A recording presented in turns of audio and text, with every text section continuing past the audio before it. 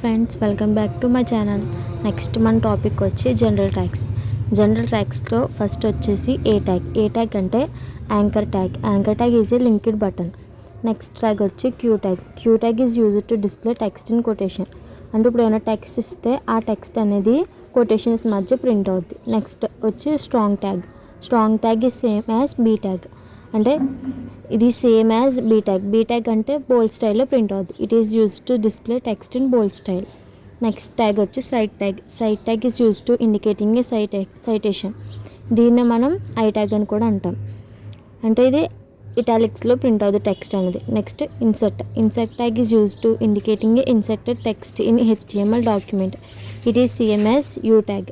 అంటే ఇది టెక్స్ట్ అనేది అండర్లైన్ కింద ప్రింట్ అవుతుంది. నెక్స్ట్ ట్యాగ్ వచ్చి delete tag is use to indicating A deleted text in HTML document.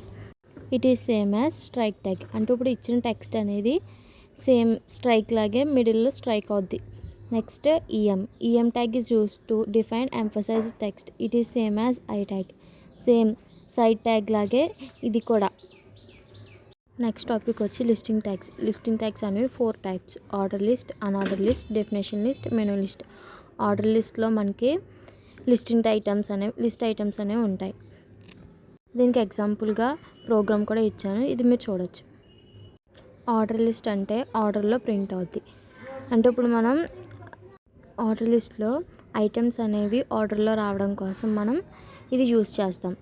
అంటే ఇప్పుడు మనం OL టైప్ ఈక్వల్ టు ఏ అని ఇస్తే ఆల్ఫాబెట్స్ ఆర్డర్లో ప్రింట్ అవుద్ది. అదే OL type equal to numbers అని ఇస్తే ఏ నెంబర్ నుంచి స్టార్ట్ అవ్వాలి. అంటే ఇప్పుడు లైక్ 76 నుంచి స్టార్ట్ అవ్వాలంటే 76. OL టైప్ ఈక్వల్ టు 76 అని ఇస్తే 76 నుంచి స్టార్ట్ అవ్వి మనకి ఐటమ్స్ అనేవి ప్రింట్ అవుతాయి.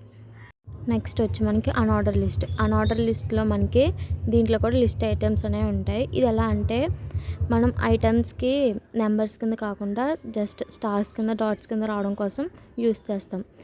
LR list type equal to star అనిస్తే స్టార్ కింద ప్రింట్ అవుద్ది. అదే డాట్ అనిస్తే డాట్ కింద వస్తుంది.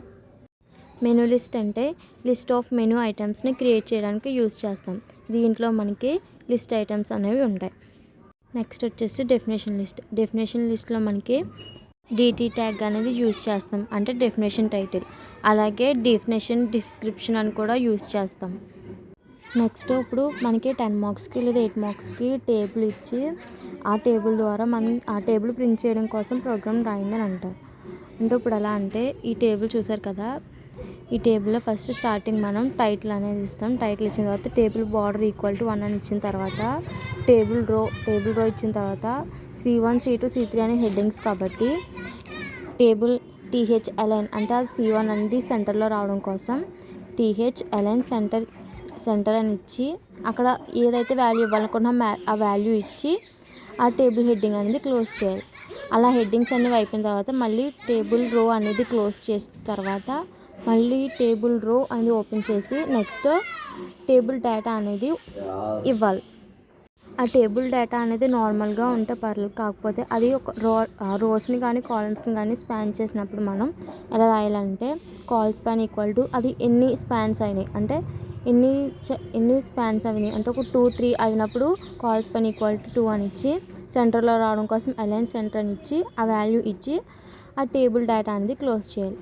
నెక్స్ట్ ఇప్పుడు ఒక ఏ వాల్యూ ఇవ్వకుండా అలా స్పేస్ వదిలేసినప్పుడు మనం టేబుల్ డేటా $NBSP సెమికాలన్ ఇవ్వాలి. అలా అయితే అక్కడ ఏ వాల్యూ లేకుండా స్పేస్ అనేది డిస్ప్లే అవుద్ది. లాస్ట్లో మనం టేబుల్ అనేది క్లోజ్ చేసి బాడీ క్లోజ్ చేసి HTML క్లోజ్ చేస్తే మనకి టేబుల్ అనేది ప్రింట్ అవుద్ది. నెక్స్ట్ వచ్చేసి IMP క్వశ్చన్స్.